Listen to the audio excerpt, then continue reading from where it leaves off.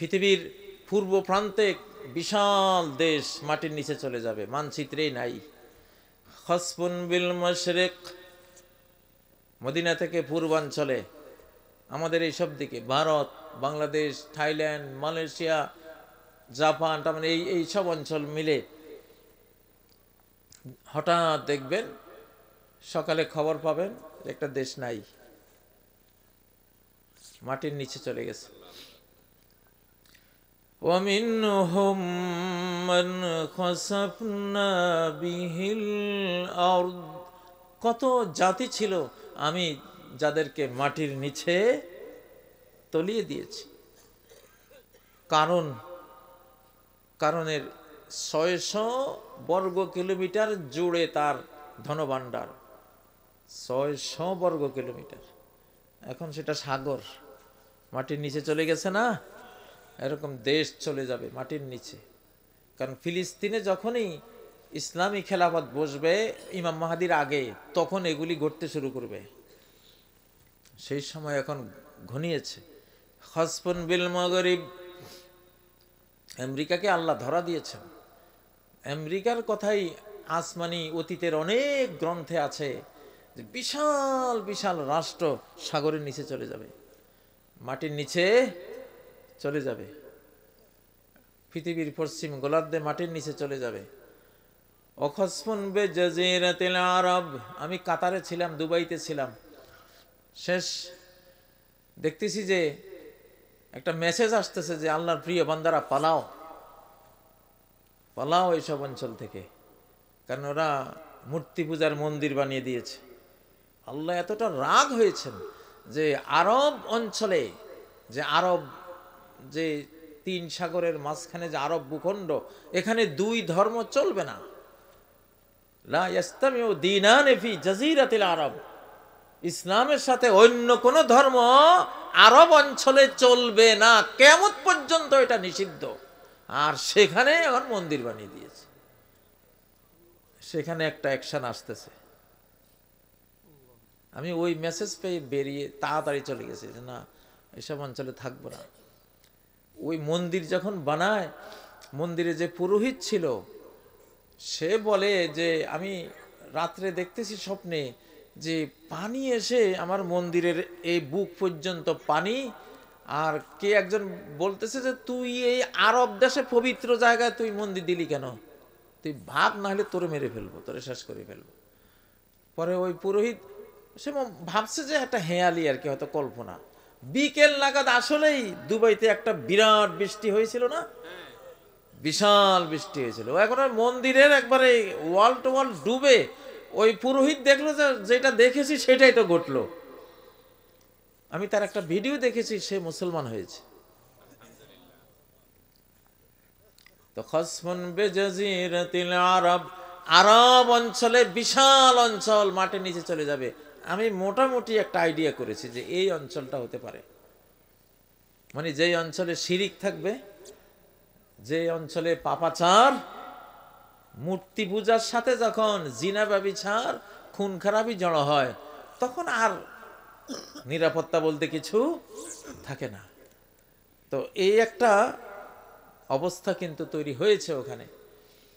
এখন পৃথিবীতে এই কোরআন ছাড়া এই মুহূর্তে বাংলাদেশের বাঁচার কোনো উপায় নাই।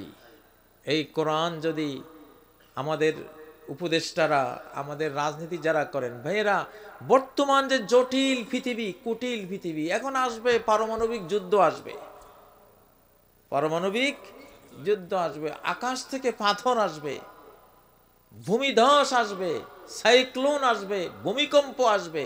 ফাকাদ্দানাতিজ জালাজিল ওয়াল বালাবিল ওয়াল উমুরুল ইযাম, বিরাট বিরাট ঝাঁকুনি আসবে, ভূমিকম্প আসবে, যুদ্ধ বিগ্রহ আসবে, বিশ্বময় অস্থিরতা আসবে, বিশাল বিশাল ঘটনা, দুর্ঘটনা এগুলি ঘটতে থাকবে। এরকম বিপর্যয়ের মুহূর্তে কোরআন ছাড়া চলার উপায় আছে? চলার উপায় নেই প্রিয় ভাইয়েরা। তো এই জন্য আমাদের বর্তমান যেই সময়টা, এই সময়ে আমাদের সবাইকে তওবা ইস্তেগফার করে কোন দিকে ছুটতে হবে? কার দিকে যাইতে হবে? আর আমরা বলি আলেম সমাজ, ওলামায়ে কেরাম সবাই ঐক্যবদ্ধ হতে হবে। সমস্ত আলেম, সমস্ত ধর্মপ্রাণ মুসলমান যারা কিবলার দিকে ফিরেন, সালাত আদায় করেন, যারা আল্লাহ আল্লাহ রাসূলকে বিশ্বাস করেন, কোনো ঝগড়াঝাটি, কোনো মাসালা নিয়ে এখন আর করার সময় নাই। তাবলিগের মারামারি করার সময় আছে এখন? আলহামদুলিল্লাহ, জামাত আর চরমোনাই দেখলাম ওনারা একটা ঐক্য করেছেন। এই মুহূর্তে অনৈক্য করা মানে শত্রুকে সাহায্য করা। এই মুহূর্তে অনৈক্য করা মানে ইহুদির দালালি করা, যেটা অতীতে আইয়ুবের ইয়াহিয়ার আমলে হয় নাই ধর্ম বিকৃতি, শেখ মুজিবের আমলে ধর্ম বিকৃতি কেউ করতে পারে নাই, জিয়ার আমলেও হয় নাই, এরশাদের আমলেও হয় নাই, খালেদার আমলেও হয় নাই। এ শেষ ফ্যাসিবাদের আমল থেকে ধর্ম বিকৃতির একটা বীজ বপন করা হচ্ছে।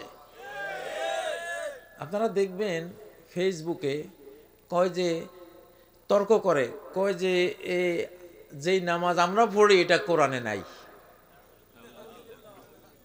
কিছু কিছু এগুলি ইহুদি, এগুলি কি একেবারে মানে চোখ বন্ধ করে বলতে পারবেন যে এগুলি ইহুদি। ইরান 900 বছর সহি সুন্নতের উপরে থাকা মুসলমান দেশ ছিল, সুন্নি মুসলিম ছিল ইরানিরা।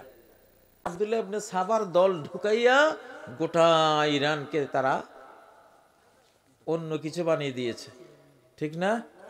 এই বাংলাদেশে দেখবেন কিছু দাড়িওয়ালা, মোছওয়ালা, এই বাবরি চুলওয়ালা, আবার পাগড়িও মাথায় দিয়েছে, গান গায়, পিছনে মূর্তি, পিছনে মূর্তি, দোতারা সেতারা, তারপরে লালন ফকিরের এই কথাবার্তা বলে, কিন্তু দেখতে মনে হয় যেন ওলি আল্লাহ। এইগুলি হলো ইহুদি সিমটম। ভেতরে ভেতরে বাংলাদেশে এই ধর্ম বিকৃতির কাজ করতেছে। একদল বের হয়েছে আমরা হাদিস মানি না, কোরআন মানি। নাউযুবিল্লাহি মিন যালিক। হাদিস মানে না, কোরআন মানে। হাদিস না মানলে তুমি কোরআন মানলা কেমনে? হাদিস না মানলে কোরআন মানা হয়? কোরআনে বলছে সালাত পড়ো, জোহর কয় রাকাত কোরআনে তো নাই। আসর কয় রাকাত কোরআনে আছে? জোহর নাই। ফজর কয় রাকাত? নাই। এক এক রাকাতে সেজদা কয়টা, রুকু কয়টা? কোরআনে নাই। কোন রাকাতে কি পড়তে হবে, সেজদায় তাসবিহ কি কয়টা পড়তে হবে, রুকুতে কয়টা পড়তে হবে, আত্তাহিয়াতে কি পড়তে হবে, কিচ্ছু আছে কোরআনে? এই সব খুচরা হিসাবগুলি কোরআনে নাই, এগুলি সব আছে নবীজির হাদিসের ভান্ডারে। তো হাদিস যদি তুমি অস্বীকার করো তাহলে তো তুমি ইসলাম পালন করতে পারবা? স্বর্ণ কি পরিমাণ হলে জাকাত ফরজ হবে, কোরআনে আছে? কোরআনে নাই। গরু 30টা হলে জাকাত ফরজ, কোরআনে আছে? নাই। ছাগল 40টা হলে জাকাত ফরজ, হাদিসে আছে, কোরআনে নাই। উট 5টা হলে জাকাত ফরজ, কোরআনে নাই, হাদিসে আছে। রূপা 52 তোলা হইলে জাকাত ফরজ, হাদিসে আছে, কোরআনে নাই। লাখ হাজার হাজার মাসালা মাসাইল নিত্যদিনের, এগুলি হাদিসে আছে, কোরআনে নাই। আলা ওয়া ইন্নী উতীতুল কুরআন ওয়া মিসলাহু মাআহু, নবী সাল্লাল্লাহু আলাইহি ওয়াসাল্লাম বলেন, আমাকে কোরআন দেওয়া হয়েছে, কোরআনের মতো আরেকটি ওহীর বিধানও আমাকে দেওয়া হয়েছে, সেটা হলো হাদিস। সেটা কি? হাদিস। তো এগুলি বাংলাদেশে আরো সামনে হয়তো বা আপনারা শুনবেন ভয়াবহ কিছু কথাবার্তা। এগুলি সব ইহুদিদের দালালদের কথা, ইহুদিদের বক্তব্য। কোন মুসলমানের জন্য এগুলি শোনাই জায়েজ নাই, আপনারা শুনবেন না। আমরা হয়তো কিছু দেখব এগুলিকে খণ্ডন করার জন্য, আলিম সমাজ দেখবে কাটার জন্য। প্রিয় ভাইয়েরা, তো বাংলাদেশে আজকের আপনাদের এই মাহফিল থেকে যেহেতু মিডিয়া আছে, আমরা বলতে চাই, অতীতে যত দল করেছেন, যত ম্যানিফেস্টো দিয়েছেন, যত রকমের দলীয় কর্মসূচি দিয়েছেন, এখন আর কোরআন ছাড়া দিলে ইনশাল্লাহ আপনারা দেখবেন আগামী বাংলাদেশের ক্ষমতা কোরআন ছাড়া কেউ পাবেও না ইনশাল্লাহ। অতএব এই দেশে যদি জামাতে ইসলাম, হেফাজতে ইসলাম, এই দেশে যদি চরমনা,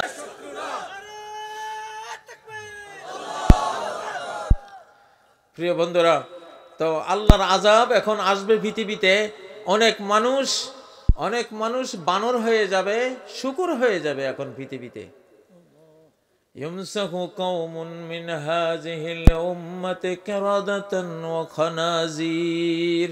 এই উম্মতের শেষ জামানায় বহু মানুষ বানর আর শূকর হয়ে যাবে। এটা সেই যুগ।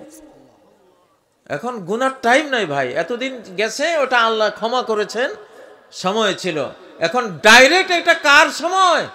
আল্লাহর সময়, আল্লাহর যুগ। এটা শয়তানের যুগ শেষ, এখন আল্লাহর যুগ শুরু। আল্লাহ মাঝে মধ্যে কন্ট্রোলটা নিজের হাতে সরাসরি নেন। নূহ আলাইহিস সালাম যখন দোয়া করেছিলেন, তখন একটা সময়ের জন্য ক্ষমতা আল্লাহ নিজ হাতে নিয়ে গেছেন, কাফেরদেরকে ডুবিয়ে দিয়েছেন মহাপ্লাবনে, আর নূহ আলাইহিস সালামকে বাঁচিয়ে দিয়েছিলেন জাহাজে চড়িয়ে।